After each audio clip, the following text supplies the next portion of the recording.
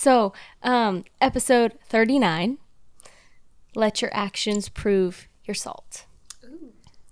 So sometimes, ranch wives, ranch folks, we have nature of being a little bit salty. And I think that is a gift from God, right? So we don't always use it in the right way, though. So I think that when it comes to being salty, that the Lord has to mold that gift so that we can learn how to use it in the right way. Absolutely. Yeah. So we need to recognize that our life has the ability to be positive or negative, like an influence on who we're around. And depending on salty, whatever you want to be, like, what are your actions showing? So, like, for instance, if I want to be salty for the Lord, so therefore I want to do my best to follow in the characteristics of what the Lord has. I want to be obedient to Him and how I'm supposed to act as a Christian so I can salt somebody else's life. Because, we want to preserve what the Lord has done. I mean, that's who we live for, is God. So we want to preserve that, and be what He calls us to be. Yeah. Do you want to start by reading the commentary for some context, and then we can go from there? I can. This comes out of Matthew 5:13, and it is, "You are the salt of the earth, but what good is salt if it's lost its flavor? Can you make it salty again? It will be thrown out and trampled underfoot as worthless." And so the commentary that was on it, it says, "You're the salt of the earth. Disciplines. Disciples are like salt because they are precious. In Jesus' day, salt was a valued commodity." It says that Roman soldiers were sometimes paid with salt, giving rise to the phrase, "worth his salt." And then the other one says, "You are salt of the earth. Disciples are the salt because they are a preserving influence." If you think about that, that's like... It's pretty deep. Yeah, it's rich, Preserving influence. Salt was used to preserve meats and slow the decay. Christians should have a preserving influence on their culture. Disciples are like salt because they add flavor. Christians should be a flavorful people. We are raw and real Western women who have endured the fires of life, and though we carry the brands of our trials, we are learning how to satisfy our thirst with the well water that comes from the only one that can truly satisfy, Jesus. Journey with us as we explore an unlimited range of topics. We will discuss our personal experiences, the good, the bad, and the ugly, along our beautiful journeys to the well, and so much more. Water up! So where the idea of your actions prove your salt came from is a lot of times, and we've all experienced it, you run into people or you even act this way yourself. You say that you believe a certain thing. You say that you're going to do a certain thing, but your actions show differently from what came out of your mouth. And so as we were talking about this topic and about this verse and breaking everything down, we thought, well, why not talk about that? Everybody always kind of talks about that verse in an aspect of, be the salt of the earth, the light of the world. Well, absolutely. But we wanted to take a little bit of a different turn on it and say, your actions prove your salt. Your actions prove who you are and what you believe, and your actions prove your heart. And so that was the angle we wanted to approach it from. Mm-hmm. Yeah, because if you think about it, if you say, well, I believe in Jesus and I love Jesus and all things Jesus, but yet you're over here doing total opposite of what Jesus would have you do, then are you really believing in Jesus? I think so. An ranch wife example, y'all are probably going to laugh at this, but it makes a lot of sense because I feel like you have to become all things to all men. Mm-hmm. And with God, that looks way different versus whatever. So with livestock, with salt, with cows have a rough tongue. They can have a hard salt block, and they can get enough salt off of that. Now, if you have horses licking off a hard salt block, they don't get enough. That's why for horses, like during the summer, to help prevent colics and stuff, you want to have the loose salt out somewhere. And that was one of the things that I used to work for a vet, and he would always tell the horse owners, like, hey, they don't have the rough tongue that the cows do, so you need to put out the loose salt so that way it's available for however much they need. That way they'll drink enough. That way, But for different crowds, you're going to need a different amount of salt. And I feel like sometimes we oversalt, and sometimes we maybe not salt enough. Yeah, we don't have, you have to have wisdom when to insert the salt, because if they're not prepared to accept what you have to say or what you want to share with them, then you become overly salty to them. Yeah, or you might be considered as, religious and all this, which is not where you were going. You just have a lot of wisdom and you want to share it. Right. But to some people, that's too salty. And too much salt, I mean, that equals the Dead Sea, where nobody can live in that. Yeah. And so there's a perfect balance to it.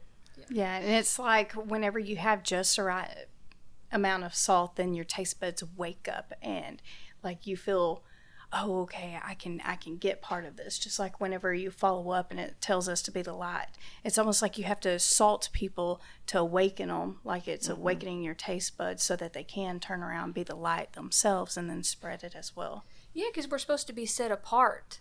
That's what makes Jesus people different. You're not supposed to be part of the world. If you become that, then you become useless. You're trampled underfoot then, because your salt has lost its taste. So you're supposed to be set apart. You're supposed to be different. You're supposed to act different.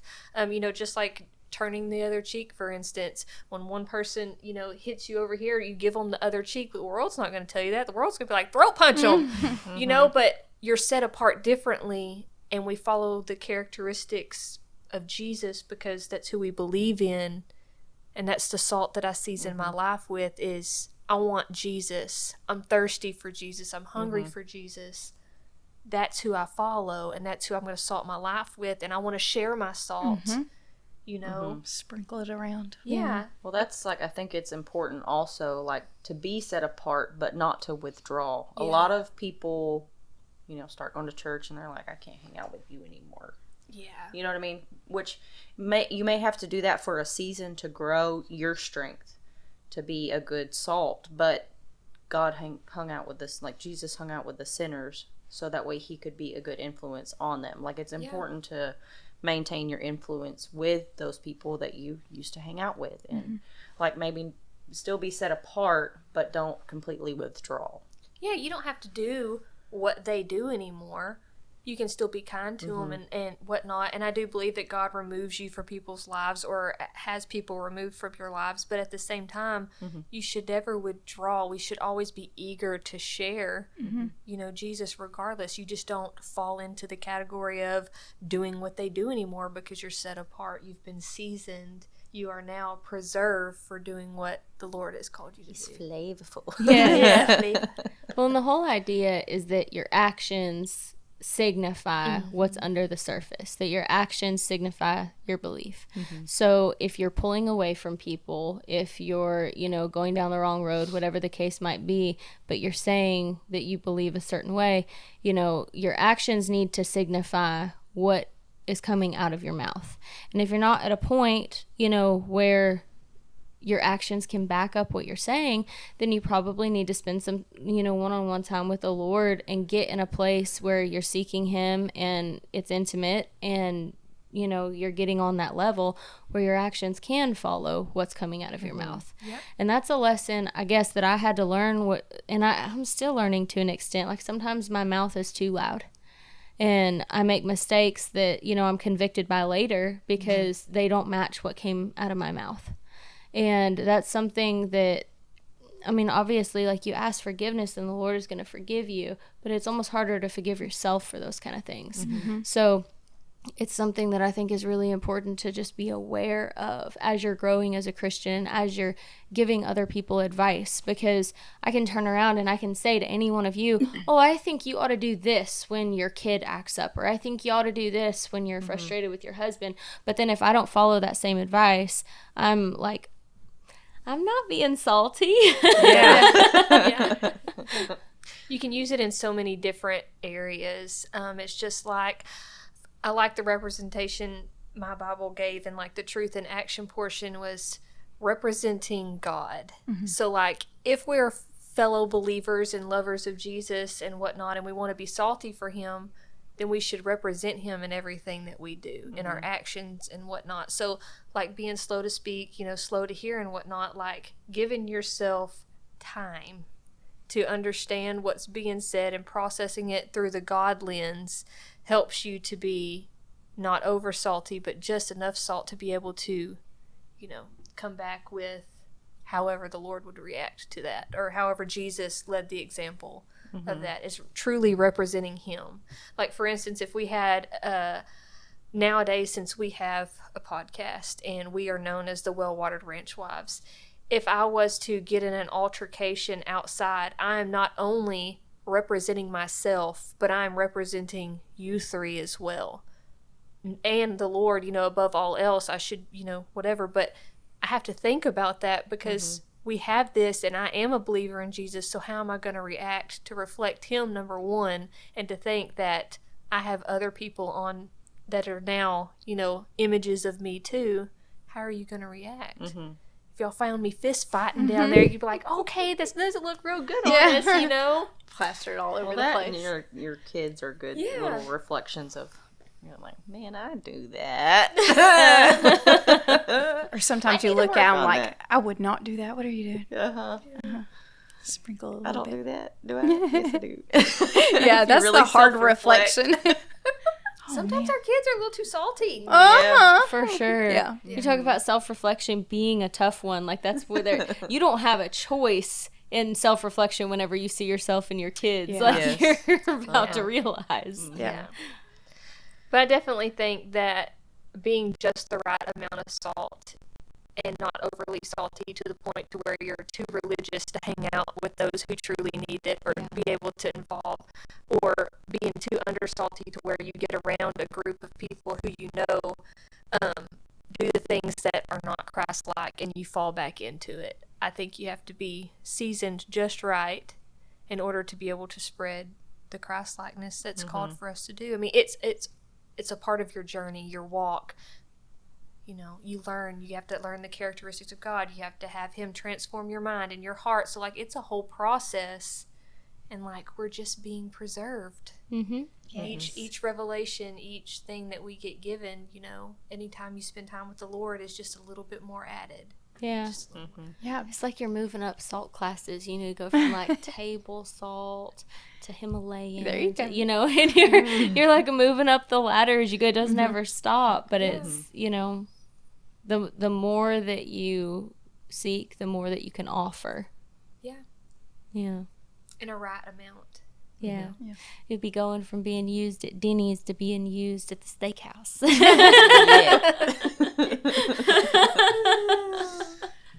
That's funny.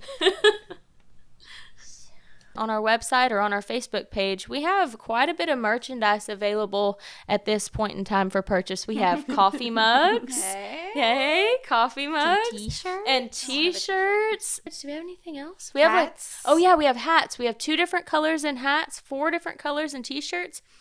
And the coffee mugs, I mean, you just can't beat them. They're the big ones. That's right. Oh man, it's good stuff. They're So perfect. yes.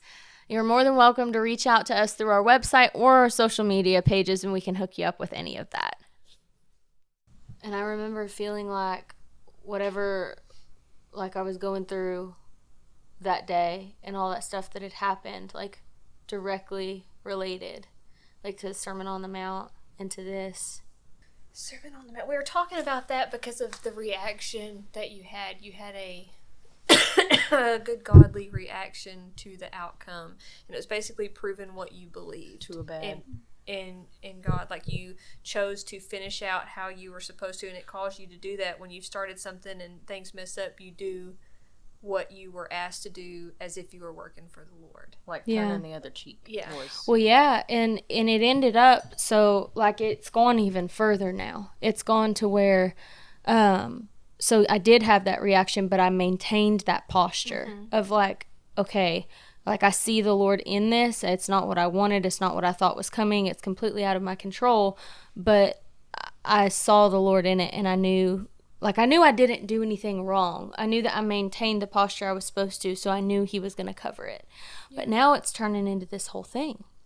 Like, I'm fixing to walk into a whole new season. Like, no more. Like, what it is what it is. I'm fixing to, like, not do that anymore. And it's fixing to be, like, he has a different job for me. And he's kind of given me an insight into what it is, and it's going to be like a whole life shift for us. But the part that I struggled with the most about that was, it's like I've worked and worked and worked to build this business from the ground up for like 9 years. And you want me to just walk away from it? You know, like the change of seasons and like remaining that steadfast in the change of seasons. But then I started thinking about it. And I was like, but the best is always yet to come.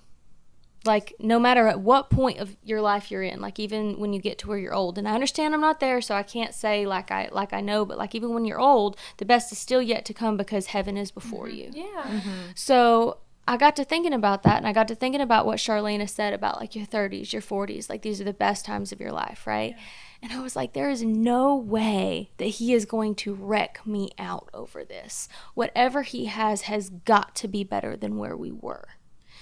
And so once I started kind of getting over myself and my emotions and just like really fighting, and it was like, that's the right term to use, like really fighting to maintain that posture of like keeping my eyes focused on him and fighting through my emotions. That was the hardest part, was like fighting through my anger and my resentment and my emotions, or like wanting to point the finger, right?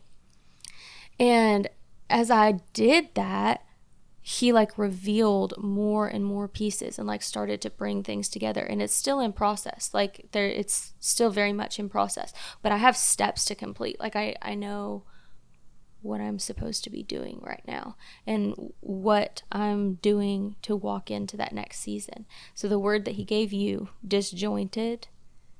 So he's like completely disjointing me from the life that I live right now and the business that I work right now. It's all about to be different. Like, horses aren't going to be our primary income. Joel will cowboy, I will do something else, and we will enjoy our horses.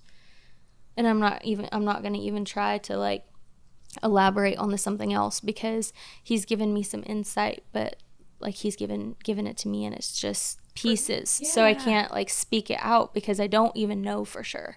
Mm-hmm. And, you know, so then we'll be able to return to just enjoying our horses. We won't be out there because we have to survive. You know, it's not going to be survival. It's going to be because we love them and we enjoy them. Yeah. And I'm like really excited to get back to that. Mm-hmm. Yeah. And so it's been all kinds of things, but the point of the whole, everything I said is that maintaining that posture and like fighting through the emotions that I knew weren't Christ-like is what's bringing me through to the other side, to where I can see to the what's next, and that the best part is yet to come. So your actions proved your salt. You believe in Jesus, and he is the salt of your life. Yeah. And that's what you flavor stuff with, so that is with the image you uphold is a Christ-like image in everything. Yeah. And let me tell you what, digging into the aspect of blessing somebody who has hurt you, like, I do not think that there is any better way to prove, like, your Christ-like heart than that. I haven't found one. Like, that is the one that has tried me the absolute most of anything I've ever been through. Mm-hmm. Like, somebody who's hurt you, who didn't necessarily mean to hurt you, but they did, you know, and they love Jesus too. Like, it's not like they're wicked. You know what I mean? So it's because I got stumbled on that. I'm like, okay, well, you're supposed to love your enemies, but you're supposed to turn away from the wicked. So how do you differentiate? But your discernment defines that. And he did define that. So, you know, but being able to bless and pray for somebody who's hurt you, that's like the most, it confuses your flesh so much. Mm-hmm. And the idea of being able to do that and stick with the concept of saying in your mind and like truly believing it that like it is well, and what that truly means, not just, you know, reading a Bible verse and like just hoping that it helps you, but like truly believing it in your soul, like it is well. For whatever reason, this had to happen. Yeah. Had to happen. And it's going to end up being really beautiful. It doesn't feel beautiful right now, but it had to happen. So, but it's like proving your salt is not always pretty. It's not always honorable either, because I had some moments that I was really, really ashamed of during this whole process. Well, we all fall down and we all make mistakes, but that's also part of the growing process and learning from your mistakes. Yeah. Yeah. And then grateful too, you know, like between y'all and us talking last Monday, and Ashley too, like having friends that will tell you the truth and call you out whenever what's coming out of your mouth doesn't line up with how you believe. That's really important. Yeah. Really important. And, you know, like they're not doing it to hurt you. They're doing it to help you be stronger and help you like stand firm in your salt. But yeah, it's been a journey, and it's not over yet, but it's like every day it's getting better and easier. And it is. I like that you pointed that out, that it's not always easy to be the salt, because it's not, because you go exactly against what the world has you to do. You don't curse the ones who've cursed you. You don't, you know, trample on the ones who trampled on you. You turn around and you pray for them. You bless them, you know, and that's the last thing we want to do, but that's the Christ-like. So that's what sets you apart. That's what makes you salty and flavorful, and people notice that. Yeah. You know, just like being the light, that's what shines the light city on the hill, is people who don't do bad to each other. When things mess up, you forgive and you go on and you grow, and what a world it would be if we could all be that. Well, that's like, you may have seen, like, I feel like you talking about, you know, couple episodes ago, whenever you talk about going for God's promises and trying for the abundance, sometimes God has you do all the hard work, and it's long days and it's a lot of stress, and sometimes he has you go through that process to grow you. It's refining. Even if you get it in the end or not, you know, it is what it is, but God gave you two hands and the capability to go do the work also. So another thing that I've always said was, don't be afraid to pick up the shovel and dig. You know what I mean?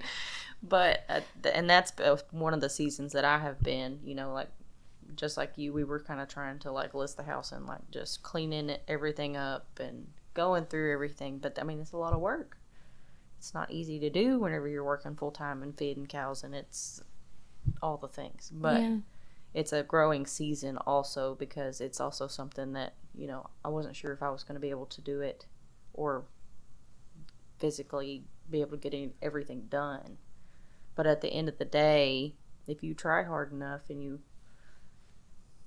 establish your time well enough, if you plan ahead, and I mean, God gave you all these resources that you can use, just like with situations where you're fighting against your flesh, like he gives you everything that you need in the Bible, and he gives you all the resources. And sometimes when you feel like you're drowning, like, it's okay to feel that way for a minute, but, you know, fight your flesh and keep your eyes on God and get back to, we all fall down, and we've all got to get back up.